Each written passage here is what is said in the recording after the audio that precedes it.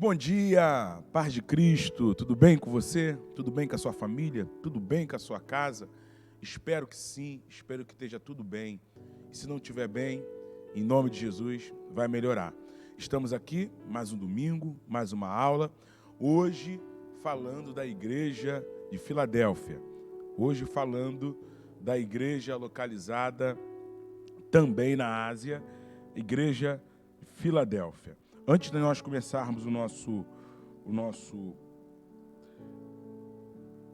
ensino dessa manhã, eu vou te lembrar que daqui a pouco, às 11 horas, nós vamos ter a primeira aula Kids das crianças, no caso, transmitida pelo Zoom, tá? A tia Michele, ela vai estar dando aula para sua criança, dando aula para os seus filhos. E a gente pede que você baixe o aplicativo do Zoom, acompanhe a aula com seu filho, prepare o material, lápis, caneta, papel, tá certo? Vai ser uma aula maravilhosa e você não pode perder. Baixe o aplicativo do Zoom, vai ser a primeira aula Kids pelo Zoom, tá bom? Não perca, é muito importante que você acompanhe com seu filho, que você participe, que você interaja. Não deixe seu filho no Zoom sozinho, não. Participe com ele, interaja com ele, ensine a ele, auxilie ele, que vai ser de muita valia, tá bom? Deus abençoe sua vida. Vamos para o texto de hoje, Apocalipse, capítulo 3, versículo de número 7. Domingo que vem nós vamos fazer o encerramento, falando da igreja de Laodiceia, tá? Hoje nós vamos nos concentrar nessa igreja que, se não for a mais conhecida, é uma das, tá? Das 7 cartas que nós, das 5 cartas que nós estudamos até aqui. Vamos lá? 3, 7. E ao anjo da igreja que está em Filadélfia, escreve: isto diz o que é santo, isto diz o que é santo, o que é verdadeiro, o que tem a chave de Davi, o que abre, ninguém fecha, fecha e ninguém abre. Eu sei as tuas obras. Eis que diante de ti pus uma porta aberta e ninguém a pode fechar. Tendo pouca força, não negaste a minha palavra. Guardaste a minha palavra e não negaste o meu nome. Melhor, eis que eu farei aos da sinagoga de Satanás, aos que se dizem judeu e não são, mas mentem. Eis que eu farei que venham e adorem prostrado aos seus pés. E saibam que eu te amo, como guardaste a palavra da minha paciência, também eu te guardarei na hora da tentação, que há de vir sobre todo o mundo, para tentar os que habitam na terra. Eis que eu venho sem demora. Guarda o que tens, para que ninguém tome a tua coroa. Ao que vencer, eu farei coluna no templo do meu Deus, e dele nunca sairá. Escreverei sobre ele o nome do meu Deus, e o nome da cidade do meu Deus, a nova Jerusalém, que desce do céu do meu Deus, e também o meu novo nome. Quem tem ouvidos, ouça o que o Espírito diz às igrejas. Amém? Sérgio Lopes tem uma canção. Na verdade, Sérgio Lopes tem um CD só sobre as igrejas da Ásia. Canções temáticas. É muito bom. Em primeiro lugar, como nós estamos sempre fazendo, nós vamos fixar na história da cidade. Nós vamos nos atentar para a história da cidade, tá? Em primeiro, nós vamos entender o que significa o nome Filadélfia, qual é a importância dessa cidade dentro da história, a sua geografia, os seus muitos terremotos que ali tinham, a economia dessa cidade, como é que era, como é que viviam os habitantes dessa cidade, para que nós assim podemos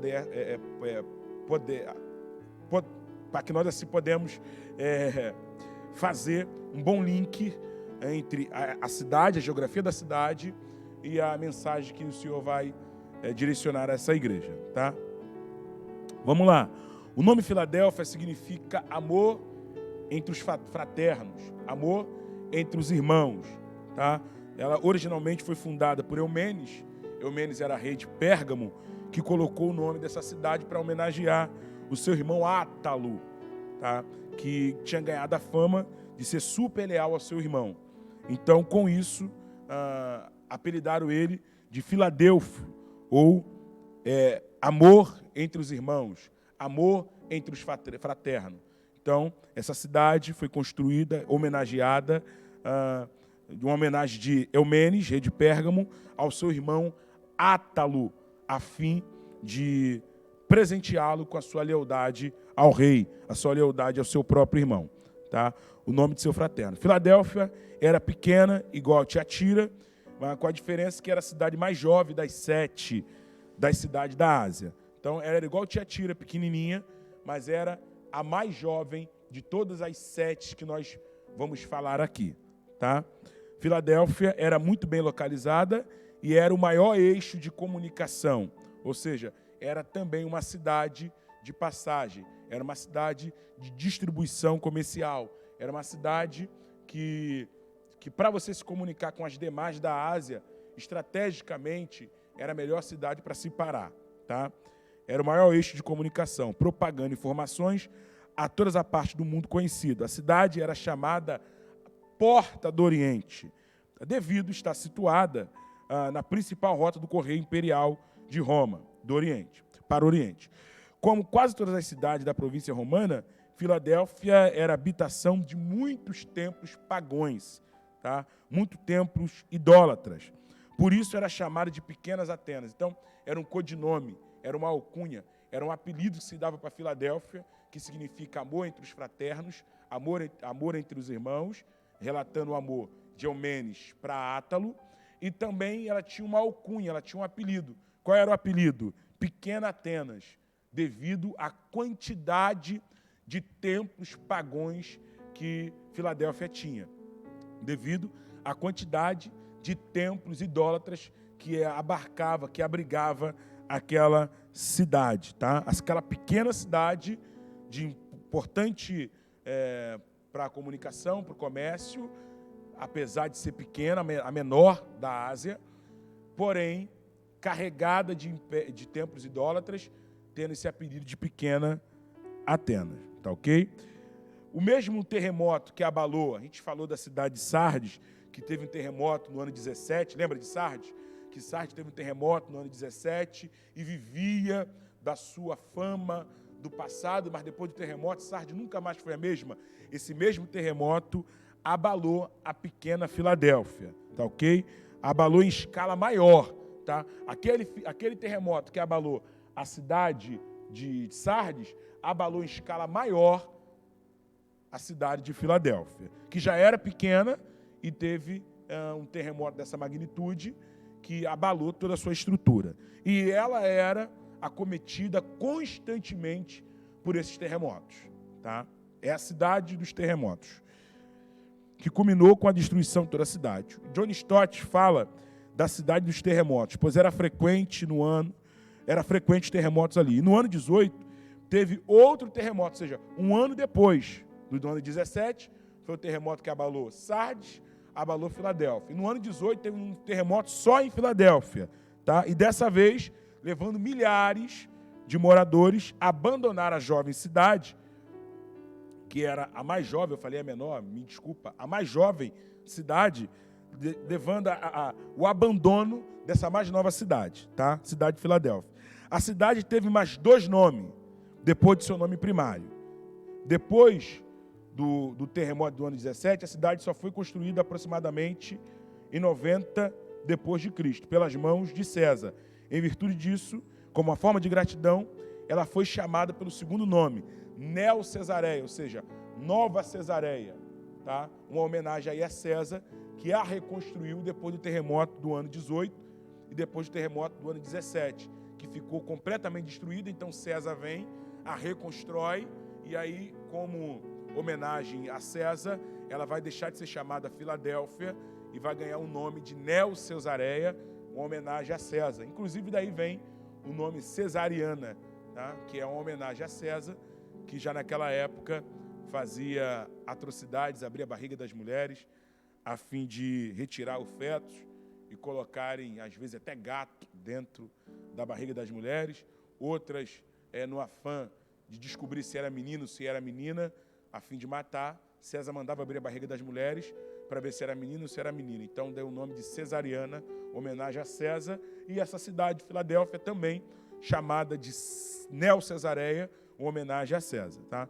A nova cidade de César tendo assim um segundo nome dentro da história. O teu terceiro nome se dá pelo fato de Flávio Tito Vespasiano, seu novo imperador de Roma, e como uma forma de homenageá-lo, também foi chamado de Flávia. Então ela vai ter 3 nomes: Filadélfia, Neo-Cesareia e Flávia, tá? Homenageando a Tito Flávio Vespasiano, um imperador muito cruel que teve em Roma, que sucedeu Nero.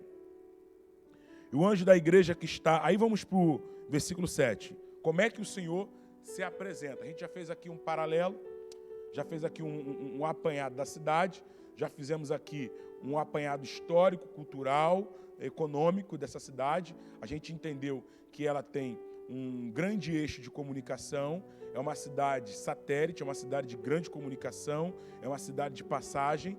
Ela é a mais nova de todas as cidades das 7 que nós vamos estudar, é a cidade mais nova. Aprendemos aqui, dentro dessa introdução rápida, que ela é uma cidade de homenagem, a princípio, seu primeiro nome, Filadélfia, é homenagem a Átalo, que era irmão de Eumenes, que era rei de Pérgamo, que assim deu um nome para homenagear o seu irmão, dada a fidelidade que o seu irmão tinha com ele. O segundo nome vai ser Neo-Cesareia, dado a ela por causa de César, que a reconstruiu depois do terremoto que abalou a cidade no ano 17 e 18 posteriormente, tá? Então ela vai ser dada esse nome de Neo-Cesareia. O terceiro nome é o nome de Flávia, dado em homenagem a Tito Flávio Vespasiano, que foi um dos imperadores de Roma, que sucedeu Nero, sucedeu Calígula, e aí ele vai botar esse nome nessa cidade. Então, Filadélfia, Neo-Cesareia e Flávia vai ser o mesmo nome dada a essa cidade. Uma vez fazendo isso, entendendo a história dessa cidade, que era constantemente abalada pelos terremotos, que era uma cidade abandonada durante muitas vezes pelos seus moradores devido a esses terremotos, seus habitantes vão habitar em tendas, dado a inconstância das suas casas, das suas alvenarias, abalada pelos terremotos. Então eles vão morar em tendas, muitas das vezes, devido a esses terremotos, vão morar em tendas, vão morar em barracas, para não ter a possibilidade de ter seus imóveis destruídos pelo terremoto, tá? Então também vai ser chamado da cidade das cabanas, a cidade das barracas, devido a esses terremotos constantemente, tá bom? Entendendo isso, vamos ver como é que o Senhor se apresenta a essa igreja, tá? Versículo 7, por favor. Ao anjo da igreja que está em Filadélfia, escreve: isto diz o que é santo. Primeiro, o Senhor se apresenta como santo. O que é verdadeiro. Segundo, o Senhor se apresenta como verdadeiro. O que tem a chave de Davi. Glória a Deus. Ele se apresenta como aquele que tem a chave de Davi. Então, 3 coisas nós vamos notar nesta apresentação. A primeira, ele se apresenta como o que é santo, tá? O que é santo, volta aí um pouquinho. Isso, o que é santo. Depois ele se apresenta como verdadeiro. Depois ele se apresenta como aquele que tem a chave de Davi. Então, vamos fixar nessa apresentação, tá? Nós vamos ver que sempre o Senhor se apresenta para essa igreja mediante a que essa igreja passa culturalmente, historicamente. Tá? Ele se apresenta para as igrejas dentro da cultura, dentro da geografia, dentro da dificuldade daquela igreja. Então, primeiramente, Assim diz o santo. Por que o santo? Vamos analisar isso. Todas as igrejas, o Senhor demonstra um profundo conhecimento, não só da igreja, mas também da cidade. Ele sempre traça um profundo paralelo entre a sua mensagem e o histórico da cidade. O Hernandes Dias Lopes comenta: o Senhor sempre fazia uma leitura das Escrituras e também do povo. Isso é fantástico. Ele fala uma linguagem contextualizada. O pregador, ele precisa saber o povo que ele está falando. O professor precisa saber o público para qual ele está falando, ele precisa conhecer aquele público. Isso facilita muito a homilética, facilita muito a oratória, facilita muito a entrega da mensagem. Tem gente que tem excelentes mensagens, mas uma péssima entrega. Por quê? Porque ele desconhece o público para qual ele está falando. E o Senhor, todas as vezes que vai falar às igrejas da Ásia, ele traça um paralelo entre a história da cidade e entre a mensagem para a qual ele quer falar. É uma mensagem contextualizada.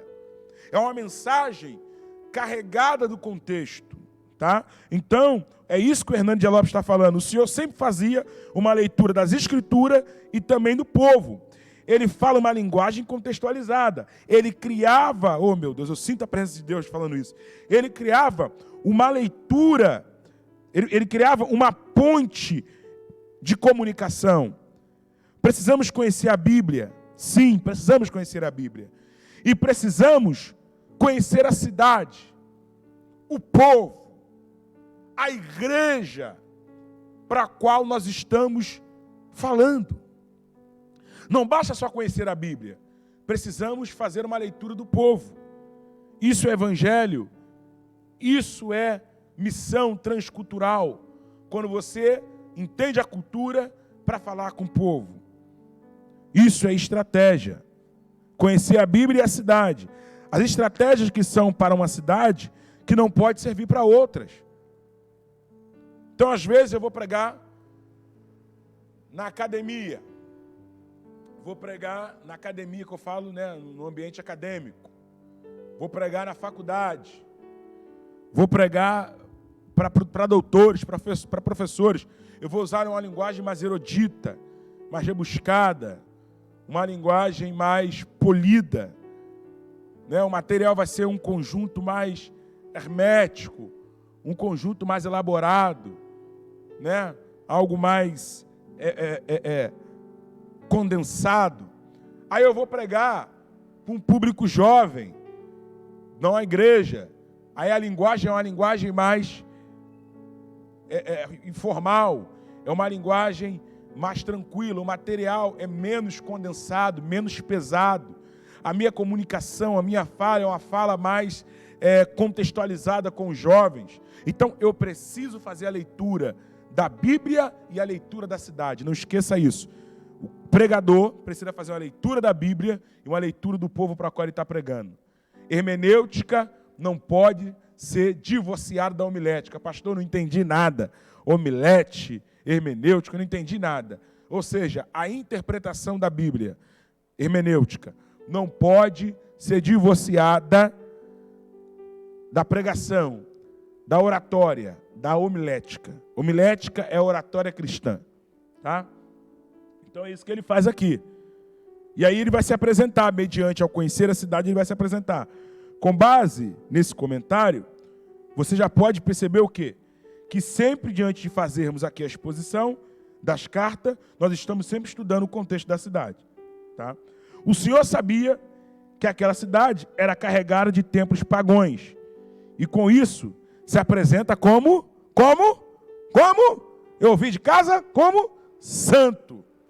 Ele sabe que a cidade é chamada de pequena Atenas, é chamada de pequeno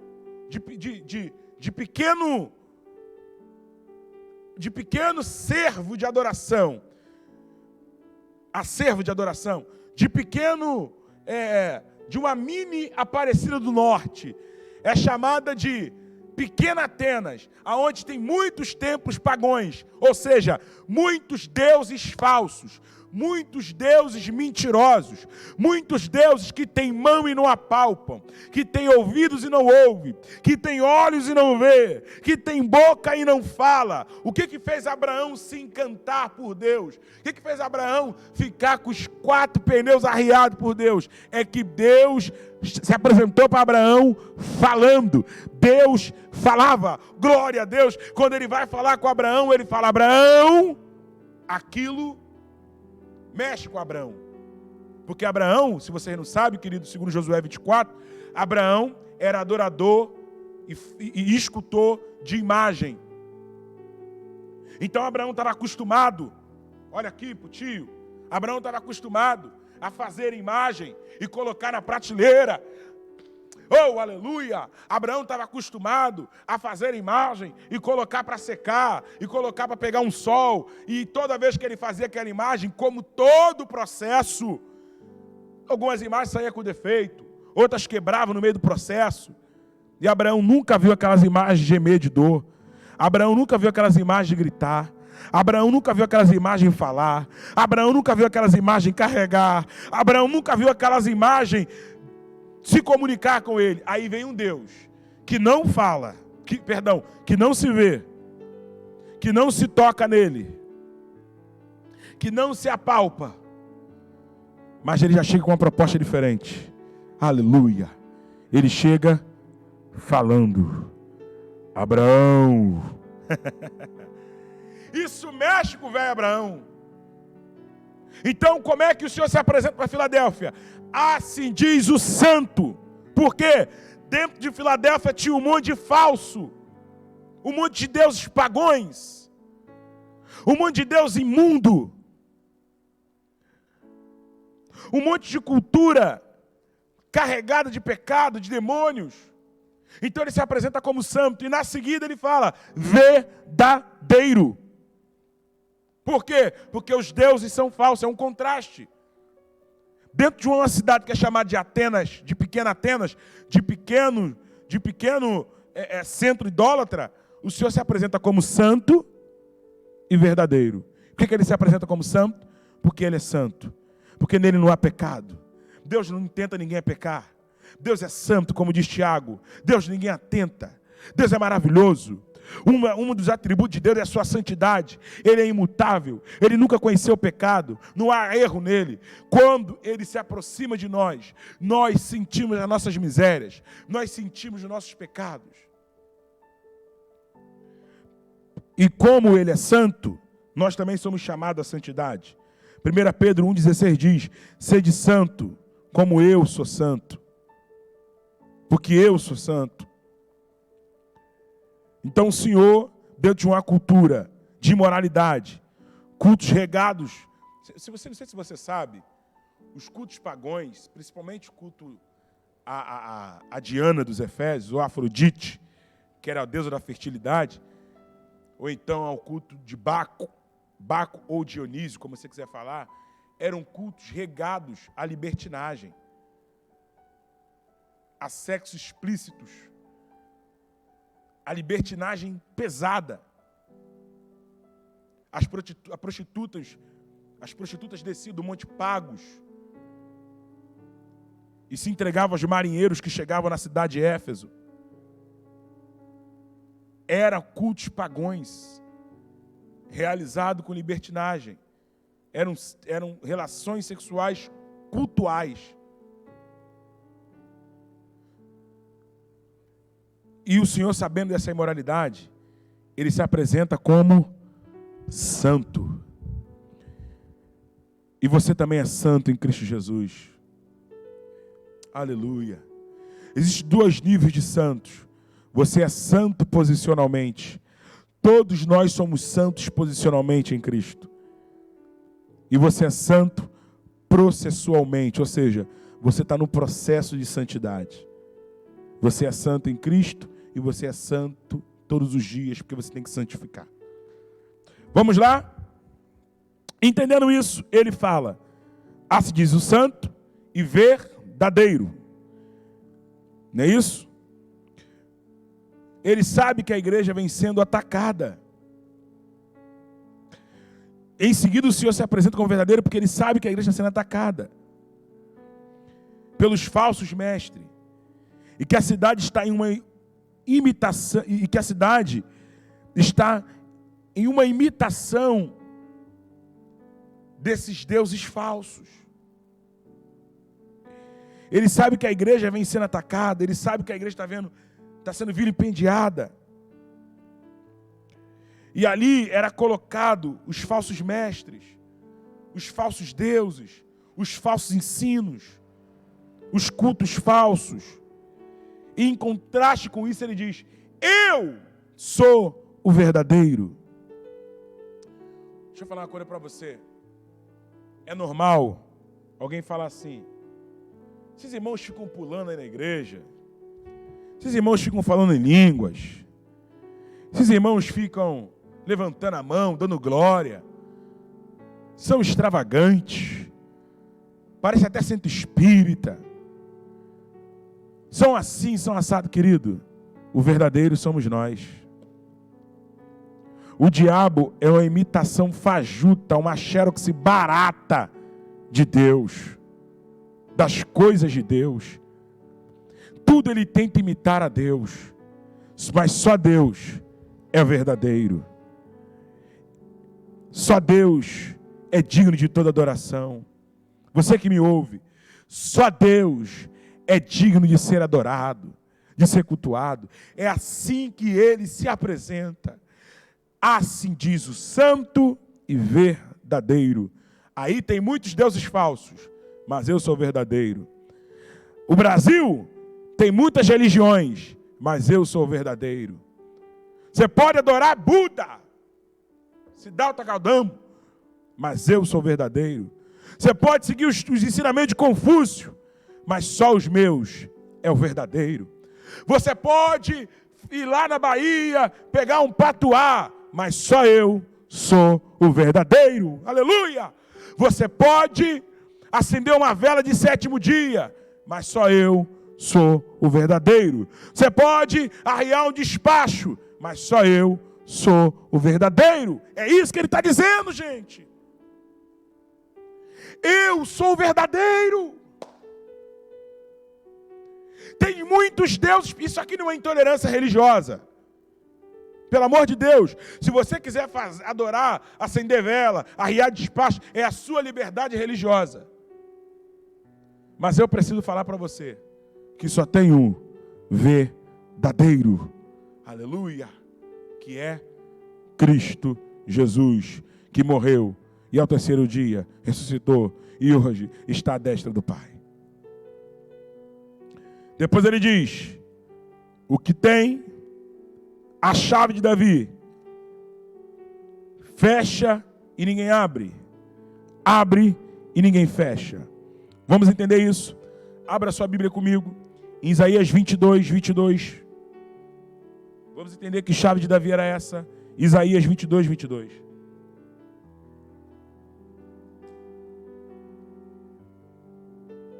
Olha lá.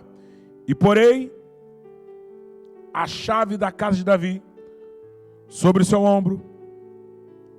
Está aparecendo aqui embaixo para você. E ninguém fechará. Perdão, volta para mim, por favor. E porei a chave da casa de Davi sobre o seu ombro e abrirá. E ninguém fechará. E fechará. E ninguém abrirá. A quem Isaías está se referindo? A Eliaquim. Quem era Eliaquim? Eliaquim era o tesoureiro do rei Ezequias.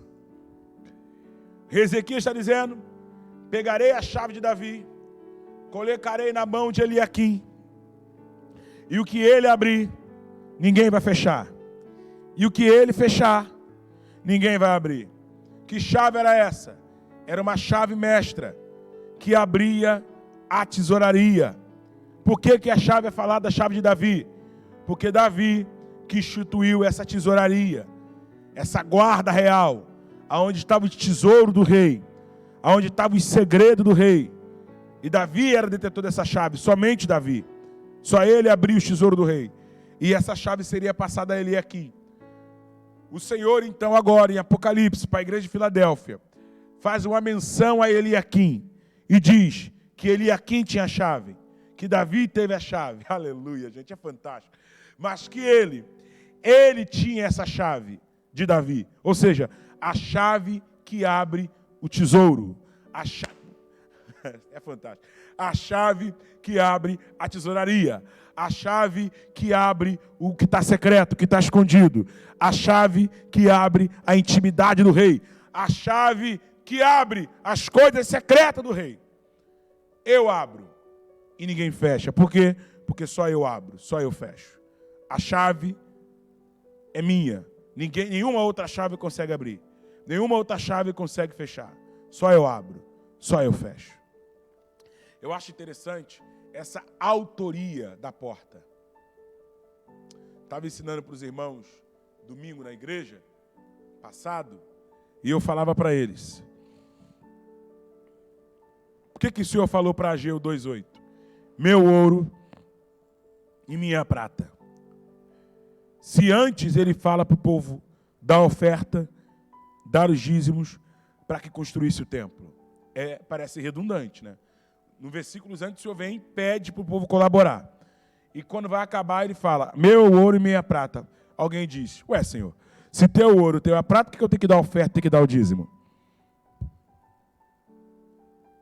Exatamente por isso. Porque ele está dizendo, quando você recebeu o ouro, eu fico sentindo Deus, quando você recebeu a prata, quem te deu fui eu. Eu te dei a prata. Eu te dei o ouro. Eu te dei a colheita. Eu abri a porta. Quando ele pede a oferta, quando ele pede o dízimo para a casa do tesouro, quando ele pede o dízimo para a igreja, e logo depois ele fala, meu ouro e minha prata, ele está dizendo, você só tem porque eu te dei. Você só tem porque eu te abençoei. Então, como forma de gratidão, aleluia, como forma de expressão do seu louvor, você é uma pessoa liberal. Você é uma pessoa que oferta na casa de Deus. Você é uma pessoa que dizima na casa de Deus. Então ele está dizendo, pus uma porta aberta diante de ti.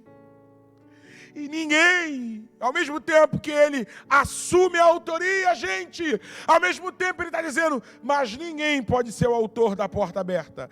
Ninguém pode fechar a porta que eu abri. Ninguém pode fechar aquilo que eu preparei para você, porque a chave está comigo. Eu vi um glória a Deus aí em casa. Amém? Então a porta remete ao tempo de Eliaquim. E agora para Filadélfia, que está sofrendo constantes terremotos, pessoas abandonaram as suas casas. Ele está dizendo, por mais que você seja o eixo de comunicação, os cristãos aqui sofrem. Os cristãos aqui sofrem. Por quê? Porque eles têm tudo confiscado. Para eles tudo é mais difícil. Mas eu digo para vocês que eu pus uma porta aberta. Quando todas as portas se fecharem na terra, Deus é capaz de abrir uma porta para você. Quando todos falarem não, tem um louvor que diz, né? Quando tudo diz que não, sua voz me encoraja a prosseguir. Quando tudo diz que não, ou parece que o mar não vai se abrir, mas sei que não estou só, e o que dizem sobre mim não pode se frustrar. Então, Ele está com você. A chave está na mão dele. John Stott comenta que o quarto que aparece primeiro no Sermão do Monte, o quarto ali, entra no teu quarto, fecha a porta, é Tamion, e se refere ao quarto de Eliaquim, o quarto do tesouro, o quarto da chave. Ó, entra no teu quarto. era a sala de depósito, onde podia guardar os tesouros. Até ele é o dono do tesouro e possui a chave da sala do tesouro. Orar a ele é ter acesso por ele a esse tesouro. Vou repetir. Orar a ele é ter acesso por ele a esse tesouro. Então, deixa eu falar uma coisa para você. Eu vou avançar. Busque a Deus. Quando uma porta para você se fechar. Aleluia. Glória a Jesus. Quando uma porta na terra se fechar. Eu estou falando isso atrás da cruz do Calvário. Quando alguém falar para você, não tem vaga na cirurgia para você. Teu nome foi para o final da fila. Quando alguém falar para você, a crise chegou, o Covid está aí, você vai ser mandado embora. E você vê as portas se fechar. Ore a Ele, que tem a chave do acesso. Eu tenho a chave de Davi, a chave do tesouro. Ore a Ele, porque você terá certeza que Ele vai te dar acesso à sala do tesouro. Pus uma porta aberta diante de ti. Preciso avançar. Aleluia. Oh, aleluia. Oh, meu Deus. Deixa eu falar uma coisa para você. O Steven Nilson fala, eu vou avançar. Diz assim, olha essa frase. Essa frase é fantástica. Olha o que ele diz. O Steven Nilson. É melhor ser uma igreja pequena, como era a Filadélfia, com um Deus grande, do que ser uma igreja grande, com um Deus pequeno. É melhor você ser a mais jovem das igrejas, com um Deus experiente, do que ser a mais antiga das igrejas, com um Deus que não tem conhecimento de causa de nada. Às vezes é melhor você ser pobre com um Deus rico, do que você ser rico com um Deus pobre. Amém? Glória a Deus. Aleluia. Aleluia.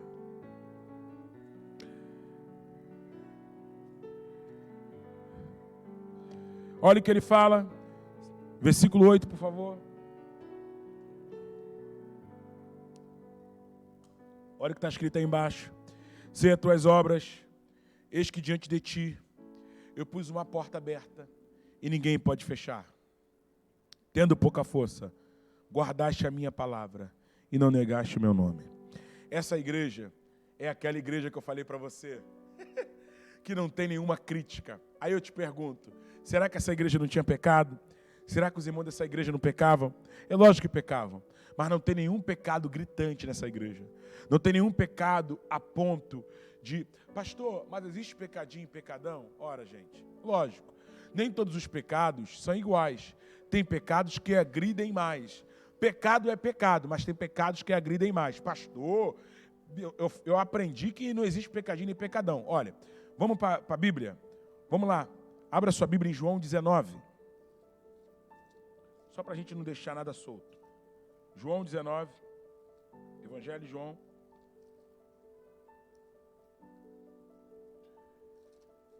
Olha o que está escrito lá. Eu vou dar o versículo.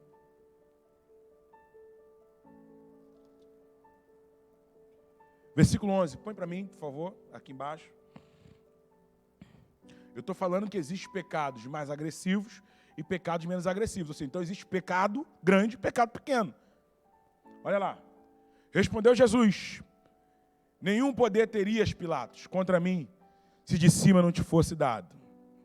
Mas aquele que me entregou a ti, quem que entregou a ti? Judas, ou as autoridades judaicas. Maior pecado, olha aí, maior pecado tem. Então existem pecados maiores, existem pecados mais agressivos. Vamos dar um exemplo? Blasfêmia contra o Espírito Santo. A blasfêmia contra o Espírito Santo, está lá na Bíblia, é um pecado que não tem perdão segundo Jesus. Jesus falou que não tem perdão. Então eu não posso falar que alguém que por exemplo, mentiu, vai ter a mesma consequência de alguém que blasfemou contra o Espírito. É diferente. Tá? A igreja, por exemplo, tem, não sei se não são todas as igrejas que têm, mas tem igrejas que têm a questão da disciplina. Você disciplinar um membro que cometeu uma falta muito grave. Ou seja, um membro que talvez se encontra num pecado de adultério. Então ele vai ser disciplinado. Aquele pecado é um pecado que mexeu com toda uma estrutura, com toda uma família. É diferente. Tá? Você tem esse exemplo lá em 1 Coríntios capítulo 5, quando um jovem praticava o pecado de incesto com a sua própria madrasta, e Paulo fala que tinha que afastar aquele irmão da comunhão, a fim de ele ser disciplinado. Então, quando eu falo que essa igreja não tem pecado, eu falo que essa igreja não tem pecados agressivos, pecados dessa natureza que tinha, por exemplo, Laodiceia, que tinha Tiatira, que tolerava Jezabel a prostituir, a enganar dentro da igreja. É diferente, tá? Eles têm pecados, mas não são pecados tão notórios a ponto de se eu destacar na carta. Entendido? Sim. Vamos lá. Então o Senhor não faz crítica a essa igreja. É uma igreja que o Senhor só faz elogios. Tá? O Senhor elogia a fidelidade dessa igreja. Ele sabe que eles são detentores de pouca força. Suas poucas forças se dá pelo fato de estarem plantados em uma cidade pequena, muito jovem e limitada nos recursos. Então, isso quer dizer pouca força. O Hernani de Lopes diz que a maioria dos habitantes da cidade preferiam viver em tendas, como já falei na introdução, por causa dos terríveis terremotos, tá? Dos temores sísmicos, dos abalos sísmicos, que assolava constantemente a pequena Filadélfia. Então a igreja era localizada, gente, numa localização muito limitada. Era localizada num lugar de muito terremoto. Tá? E mesmo assim eram fiéis em todo o seu viver dentro de uma cidade idólatra. Em seu rol de membros não tinha pessoas de influências. Eram totalmente dependentes de Deus para viver. Na falta de recursos, que eles conheceram as manifestações do poder de Deus. E é interessante dizer que apesar de ser pequena, apesar de ser a mais jovem, apesar de ser a mais frágil devido aos terremotos, eles não negaram ao Senhor na sua pouca força. Aqui não tem na MAC, mas em outras igrejas. Tem gente que só é cristão quando Deus está abrindo a porta para ele, quando Deus está dando alguma coisa para ele, quando Deus abre as cortinas do céu para ele, as portas do céu para ele. Quando a família está bem, ele é cristão. Ele está aqui na igreja com a família, ele está adorando. Quando as coisas vão bem, eles somem. Tem outros que são ao contrário. Enquanto tudo vai bem, ele está crente. Quando tudo vai mal, ele deixa de ser fiel. Deixa de ser crente. Deixa de ser dizimista. Então, olha esses irmãos. Eles estão passando privações. E mesmo nas privações, que é o caso desse segundo pessoal que eu estou falando, eles não deixam de adorar a Deus. Eles não negaram a Cristo porque guardaram a sua palavra. Somente guardando a palavra que podemos resistir o sistema mundano que quer entrar na igreja. Foi Jesus quem disse que aqueles que ouvem essas minhas palavras, não é isso que ele fala lá no Sermão do Monte, e as pratica, será semelhante a uma casa edificada na rocha. Deixa eu falar uma coisa, irmão. Quando Jesus fala, aqueles que ouvem minhas palavras e as pratica, vou os assemelhar a um homem que edificou a casa na rocha. Ele está dizendo o seguinte, que tem gente que vai ouvir e não vai praticar. E quem não for praticar, a casa vai estar na areia. E casa na areia é vida inconstante. Você conhece pessoas que esse mês ele é cristão, no outro mês ele desvia. Esse mês ele é cristão, no outro mês ele não é mais.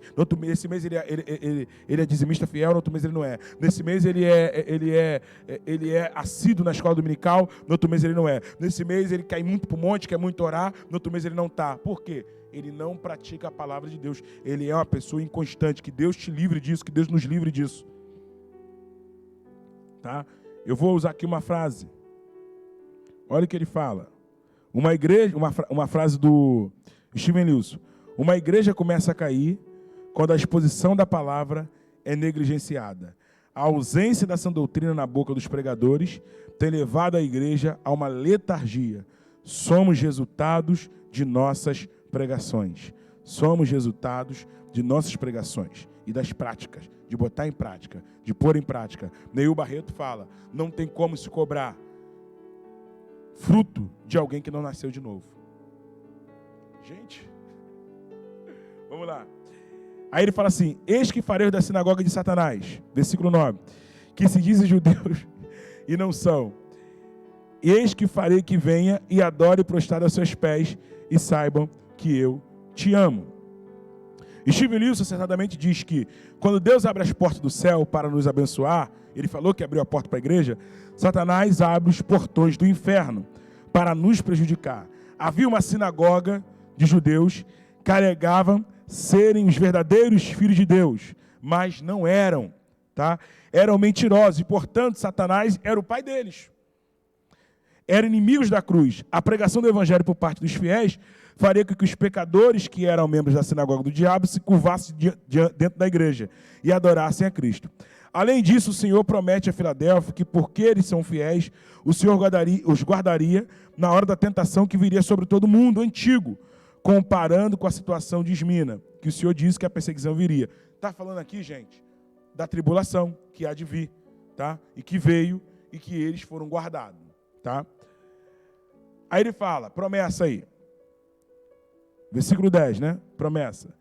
Ao que vencer, farei coluna no templo do meu Deus, e dele nunca sairá. Escreverei sobre ele o nome do meu Deus, o nome da cidade do meu Deus, a Nova Jerusalém, que desce do céu, e também o meu novo nome.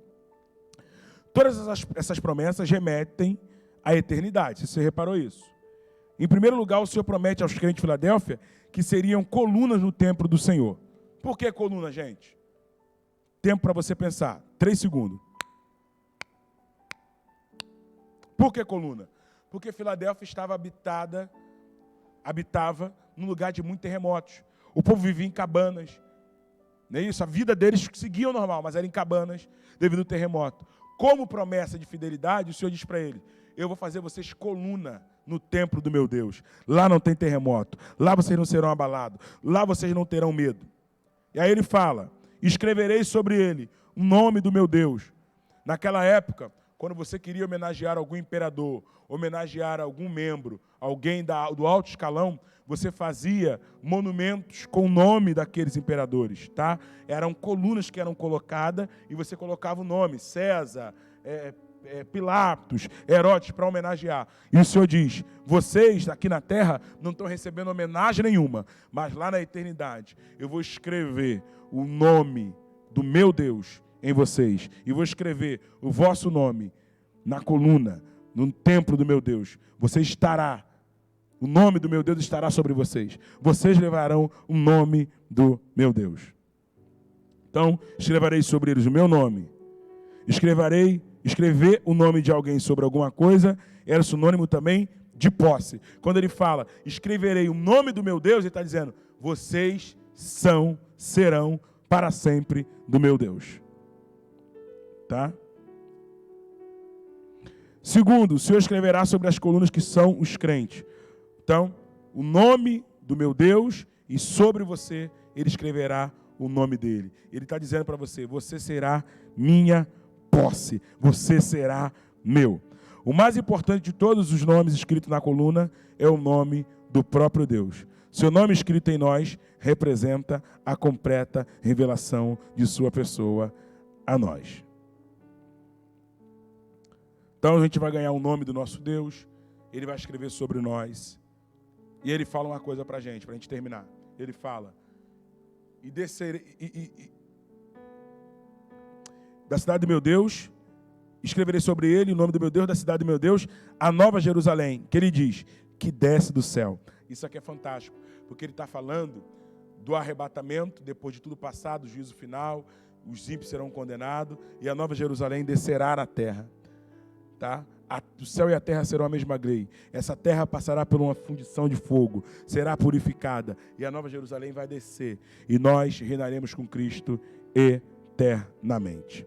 Não esqueça que domingo que vem nós vamos falar sobre a igreja de Laodiceia.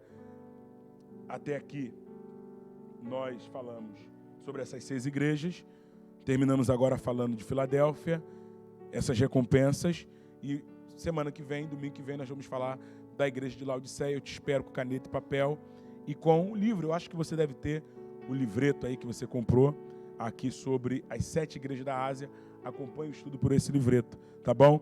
Não deixe de sintonizar agora na EBD Kids, tá bom? Baixa aí o aplicativo, eu acredito que você já baixou aí, né? Deu anúncio lá no início, você já baixou e agora você se conecta aí com o seu filho e acompanha a EBD Kids. Vamos orar ao Senhor, quero orar pela sua vida. Pai, eu peço que o Senhor abençoe os nossos irmãos que ouviram essa palavra, esse ensino, abençoe a vida deles, que eles possam ser de fato fiéis a Ti e não negar a Sua palavra, porque eu acredito, Senhor, piamente que o Senhor tem uma porta aberta e que o Senhor abre e ninguém fecha e que o Senhor fecha também ninguém abre. Eu glorifico o Seu nome, porque o Senhor é o tempo todo da provisão, o Senhor é o Jeová Jirê, o Senhor é o Jeová eterno, o Senhor pode, o Senhor faz, o Senhor é o santo, o Senhor é o verdadeiro, e louvamos e tributamos glória e louvor ao Seu nome. Amém. Deus abençoe, até semana que vem. Paz.